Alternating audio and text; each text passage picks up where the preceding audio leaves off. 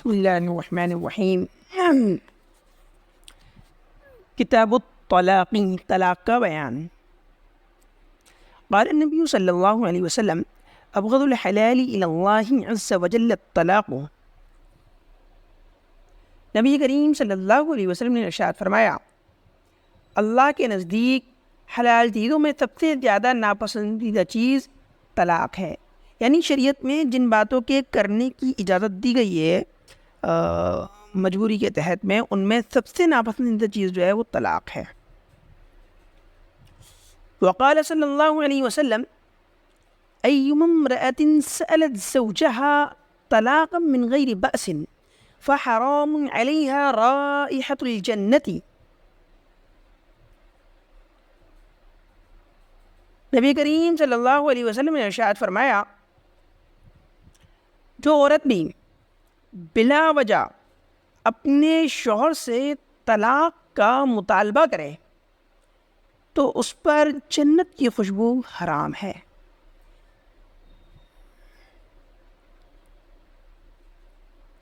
والطلاق في اللغة مأخوذ من الإطلاق وهو الإرسال والترك ورفع القيد۔ لغت میں طلاق اطلاق سے ماخوذ ہے، یعنی لفظ اطلاق سے لیا گیا ہے، اور اس اطلاق کے معنی ہوتے ہیں چھوڑنا، ترک کرنا، بندش کا ہٹا دینا۔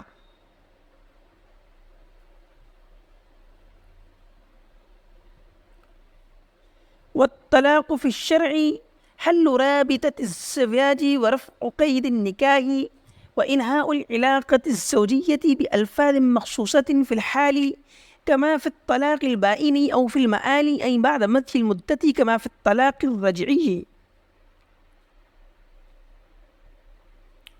اور شریعت میں طلاق کا مطلب ہے مخصوص الفاظ کے ذریعے شادی کے تعلق کو ختم کرنا، نکاح کی بندش کو ہٹا دینا اور میاں بیوی کے تعلقات کو ختم کر دینا فوری طور پر، جیسا کہ طلاق بائن میں ہوتا ہے، یا مستقبل میں جیسا کہ عدت گزرنے کے بعد طلاق رجعی میں ہوتا ہے۔ یعنی طلاق بائن انسان دیتا ہے تو تعلق فوراً ختم ہو جاتا ہے، اور اگر طلاق رجعی ہوتی ہے تو جب تک عدت نہیں گزر جاتی ہے، جب تک تعلق ختم پوری طریقے سے نہیں ہوتا ہے، شوہر کو رجعت کرنے کا حق حاصل رہتا ہے۔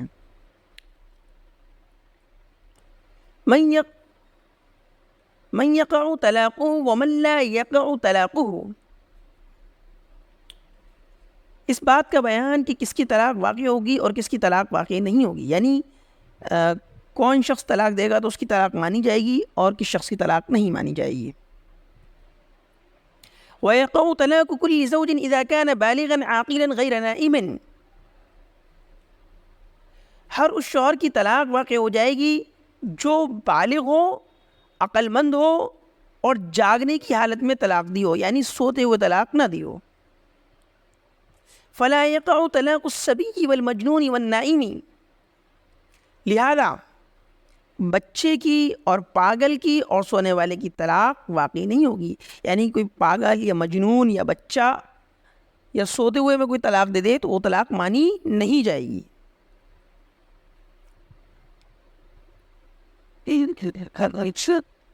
وطلاق المکرہ وهو الذي اجبر على الطلاق واقع۔ اور مکرہ کی طلاق بھی واقع ہو جاتی ہے، اور مکرہ اسے کہتے ہیں جس کو طلاق دینے پر مجبور کیا گیا ہو، یعنی کہ زبردستی اگر کسی سے طلاق دلوائی جائے، دھمکا کر، ڈرا کر، کسی بھی طریقے سے، اور وہ جو ہے مجبوری میں جو ہے خوف کھا کے ڈر کر جو ہے طلاق دے دے تو وہ طلاق بھی واقع ہو جائے گی۔ وطلاق السکران واقع۔ اسی طریقے سے نشے کی حالت میں اگر کوئی طلاق دیتا ہے تو وہ بھی واقع ہو جائے گی۔ وقال الکرخی والطحاوی لا یقع طلاق السکران۔ کرخی، امام کرخی اور طحاوی کہتے ہیں کہ نشے کی حالت میں دی گئی طلاق واقع نہیں ہوگی۔ وطلاق الاخرس واقع بالاشارۃ۔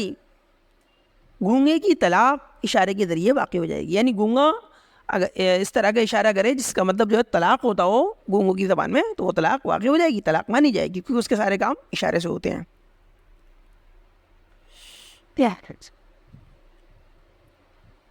انواع الطلاق، طلاق کی قسمیں. الطلاق فی الاصل نوعان، طلاق کی اصل میں دو قسمیں ہیں. طلاق سنت و طلاق بدعت. طلاق کی ایک قسم سنت ہے اور دوسری قسم بدعت ہے. طلاق السنتی، طلاق سنت کا بیان.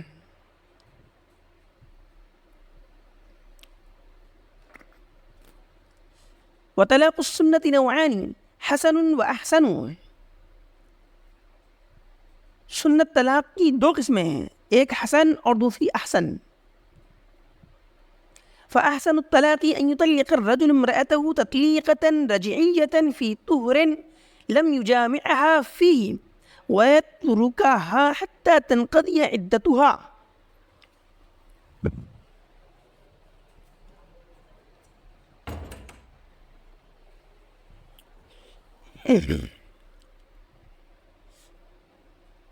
طلاق احسن یہ ہے کہ آدمی اپنی بیوی کو ایک رجعی طلاق دے ایسے طور میں جس میں اس نے مجامعت نہ کی ہو.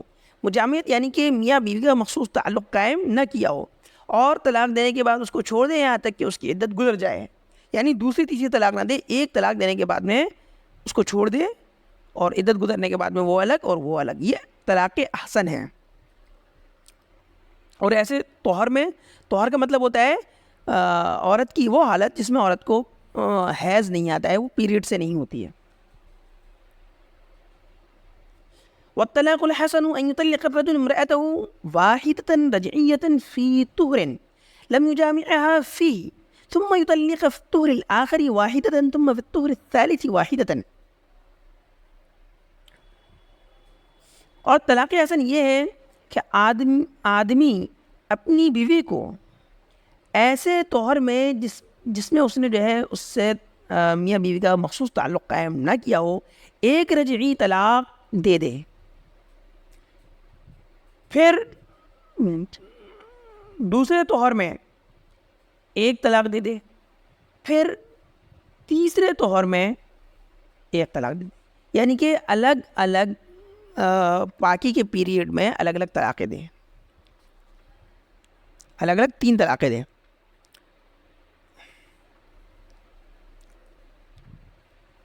والسنت فی الطلاق من وجہین.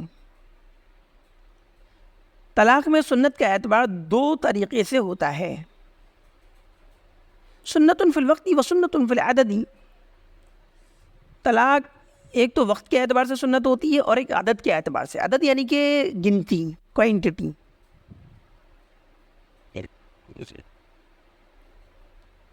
فالسنت فی العدد یستوی فیہا المدخول بها وغير المدخول بها بأن يطلق المدخول بها أو غير المدخول بها طلاقا واحدا ويتركها حتى تنقضي عدتها. عدد میں، تعداد میں، گنتی میں سنت یہ ہے کہ اس میں مدخول بها اور غیر مدخول بها دونوں کا ایک ہی حکم ہے، یعنی دونوں برابر ہیں. اور وہ یہ ہوتی ہے کہ آدمی مدخول بها کو طلاق دے یا غیر مدخول بها کو طلاق دے ایک طلاق، اور پھر ان کو چھوڑ دے یہاں تک کہ ان کی عدت پوری ہو جائے. یعنی کہ یہ بتا رہے ہیں کہ عدد میں سنت جو ہے وہ مدخول بها اور غیر مدخول بها دونوں میں ایک ہی حکم ہوگا. مدخول بها اس عورت کو کہتے ہیں جس کے ساتھ میں جو ہے شوہر نے جو ہے میاں بیوی والا مخصوص تعلق قائم کر لیا ہو، یعنی اور غیر مدخول بها وہ ہوتی ہے جس کے ساتھ میں مخصوص تعلق قائم نہ کیا گیا ہو. تو سنت جو ہے کہتے ہیں عدد کے اعتبار سے، مطلب دونوں کو مدخول بها ہو یا غیر مدخول بها ہو، ایک طلاق دی، طلاق دینے کے بعد میں ان کی عدت گزر جائے گی اور وہ الگ ہو جائیں گی. یہ ہوئی عدد کے اعتبار سے سنت طلاق. تو اس میں مدخول بها اور غیر مدخول بها یعنی کہ شوہر نے اس سے مخصوص تعلق قائم کیا ہو یا نہ کیا ہو، دونوں کا ایک ہی حکم ہے. اما الطلاق الحسن فلا يتصور في غير المدخول بها لأنها تبين بتطليقة وتصير أجنبية في حق الزوج فلا يمكن لزوجها أن يطلقها باقي الطلاق. جہاں تک طلاق حسن کا تعلق ہے تو اس کا تصور جو ہے غیر مدخول بیاہ میں نہیں کیا جا سکتا ہے، اس لیے کہ غیر مدخول بیاہ ایک ہی طلاق سے بائن ہو جاتی ہے، جدا ہو جاتی ہے، اور اس کا اور شوہر کا تعلق ایک دم ختم ہو جاتا ہے، اور وہ شوہر کے حق میں ایک دم اجنبی عورت ہو جاتی ہے. تو شوہر کے لیے یہ ممکن نہیں رہتا ہے کہ اس کو باقی طلاق دے. یعنی کہ جس عورت سے مخصوص تعلق قائم نہ ہوا ہو شوہر کا، تو اس کو اگر اس نے طلاق دے دی تو ایک ہی طلاق کے بعد میں وہ الگ ہو جائے گی، پھر وہ شوہر اس سے رجوع نہیں کر سکتا ہے.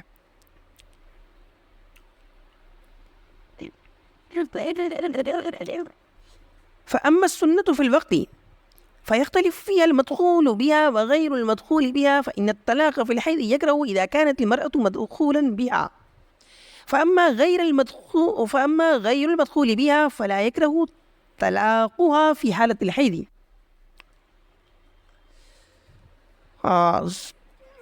وقت کے اعتبار سے سنت طلاق کا حکم، تو وقت کے اعتبار سے سنت طلاق جو ہے مدخول بیاہ میں اور غیر مدخول بیاہ میں الگ الگ حکم رکھتی ہے. یعنی کہ وقت کے اعتبار سے طلاق کی سنت جو ہے مدخول بیاہ میں الگ ہے اور غیر مدخول بیاہ میں الگ ہے. تو حیض کی حالت میں طلاق دینا مکروہ ہوگا جبکہ عورت جو ہے مدخول بیاہ ہو، یعنی ایسی عورت جس کے ساتھ میں شوہر نے مخصوص تعلق قائم کر لیا ہو، تو اس کو حیض کی حالت میں طلاق دینا کیا ہے؟ مکروہ ہے. ہاں اگر عورت غیر مدخول بیاہ ہے، اس کے ساتھ میں جو ہے کہتے ہیں شوہر نے مخصوص تعلق قائم نہ کیا ہو، تو پھر اس کو حیض کی حالت میں طلاق دینا مکروہ نہیں ہوگا.